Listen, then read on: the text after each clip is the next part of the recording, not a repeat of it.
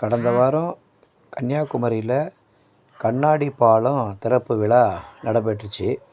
இதில் தமிழக முதல்வர் அவருடைய தலைமையில் இந்த கண்ணாடி பாலம் திறப்பு விழா நடந்துச்சு.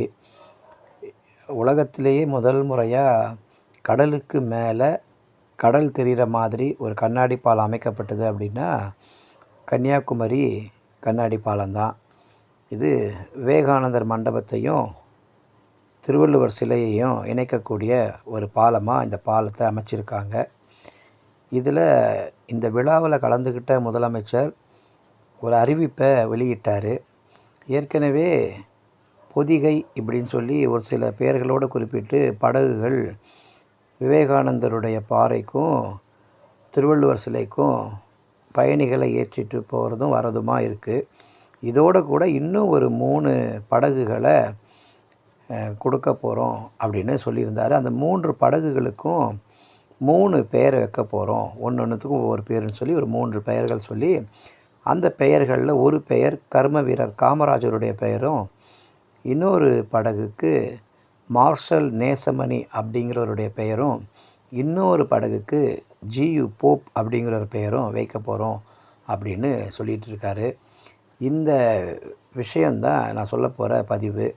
இதில் கர்மவீரர் காமராஜர் அவருடைய பெயர் எதற்காக வைக்கிறாங்க அப்படின்னா, அவர் தமிழக முதல்வராக இருக்கும் பொழுது ஆசியாவிலேயே முதல் முறையாக ஒரு பெரிய ஒரு தொட்டில் பாலம் கட்டினாங்க அப்படின்னா இந்த மாத்தூர் தொட்டில் பாலம் அப்படின்னு சொல்லலாம். அது கன்னியாகுமரி மாவட்டத்தில் இருக்குது. அதனால் அவருடைய பெயரை வைக்கிறாங்க அப்படின்னு இருக்கலாம். இன்னொன்று மார்ஷல் நேசமணி. இந்த மார்ஷல் நேசமணி யாருன்னா, கேரளாவில் இருந்த இந்த கன்னியாகுமரி நாகர்கோவில் பகுதிகளை அவர் தமிழகத்தோடு இணைச்சார்.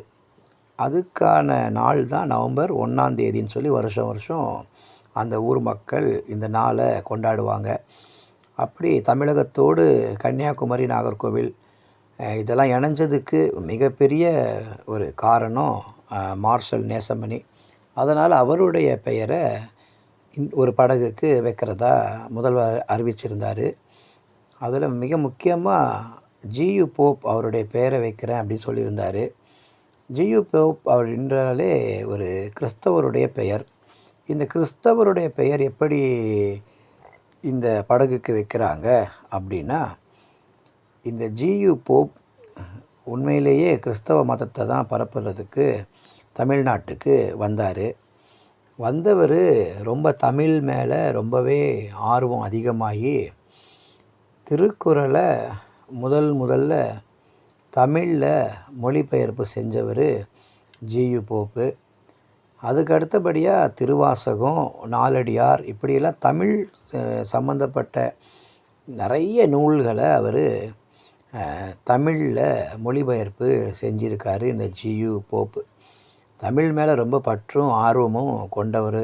அதனால தான் அவருடைய பெயரை ஒரு கிறிஸ்தவ மதத்தை பரப்புறதுக்காக வந்த ஜியு போப் தமிழ் மேலே ரொம்ப ஆர்வமாக இருந்து, திருக்குறளில் ரொம்ப ஆர்வமாக இருந்து திருக்குறளை தமிழில் மொழிபெயர்த்ததுனால அவருக்கு ஒரு உரிய மரியாதையை கொடுக்கணும் அப்படின்றதுனால அந்த இன்னொரு படகுக்கு இவரோட ஜியு போப்புடைய பெயரை வைக்கணும் அப்படின்னு சொல்லி முதல்வர் அறிவிப்பை வெளியிட்டிருக்காரு. இப்படி இருக்கிற இந்த சூழ்நிலையில் இந்த விவேகானந்தருடைய பாறை அது ரொம்பவே ஒரு பிரசித்தி பெற்றது. உலகத்திலேருந்து எந்த மூலையில் யார் வந்தாலுமே விவேகானந்தர் பாறையை பார்க்காம போக மாட்டாங்க. அந்த விவேகானந்தர் பாறையில் விவேகானந்தருடைய மண்டபம் இதில் காவி கொடி இன்றைக்கும் பறந்துக்கிட்டு இருக்குது.